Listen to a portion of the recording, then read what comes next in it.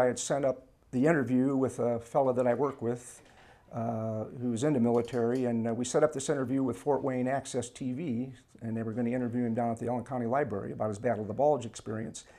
And on his way over here to my house on Wednesday, the interview was Thursday morning, on Wednesday, we figured, we didn't know exactly what time he left, but we figured it was right around 5 o'clock.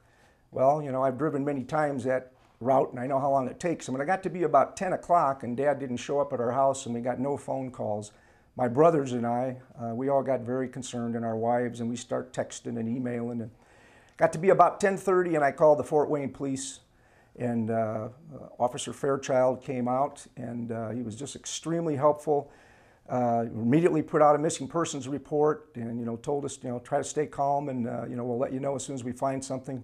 Needless to say, I didn't sleep very well that night. I prayed most of the night and tossed and turned, and about 7 o'clock I heard the doorbell ring, and there was a police officer, a different police officer down there, and all he said was, "Your dad, Roger, has been in a bad accident and he's on his way to Parkview ER." Now, I didn't know what to expect. I was glad we were going to find something out, but I didn't have a good feeling on my way to the ER. When I went in the ER, there was Dad laying in there, looked up and smiled at me, and all my emotions came out at that point. I started crying, and Dad looks at me and he goes, "Gee, Steve, you're more shook up about this than I am." There was a man that had a sick child and was going a different way than what he normally goes, and he saw my dad's car over there, immediately called 911.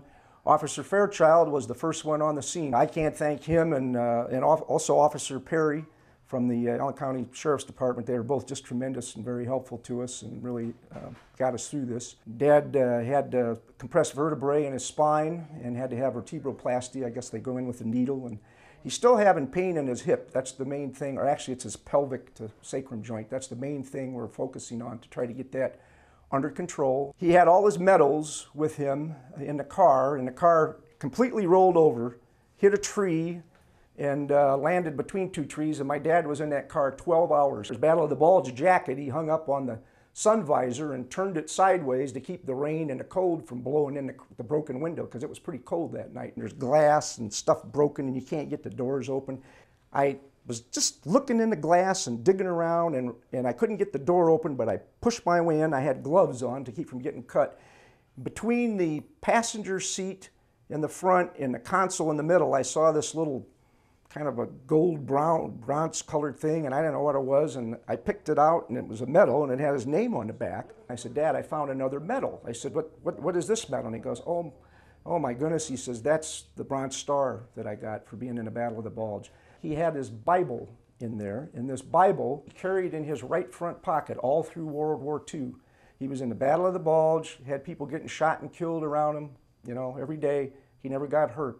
He always tells me, "Steve, there were no atheists in the foxhole. Everybody prayed." And that's what he did in that car that night. He prayed when he was sitting in that car, and I think the Lord helped him through. My cousin goes, "Was it a little brown Bible with writing in the front?" And I said, "Yeah."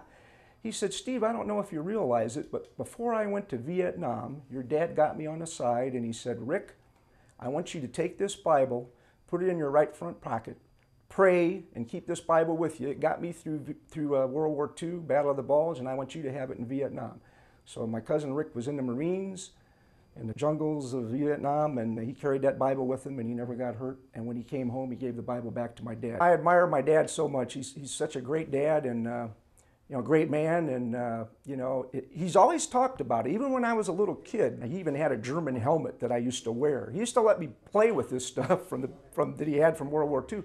And he was never one of these guys that wouldn't talk about it. I mean, some people are like that, and that's fine, but Dad always told me the good stories and the bad stories. He's such a survivor. And I told him 3 things got him through this. Number 1, his World War II survival skills kicked in.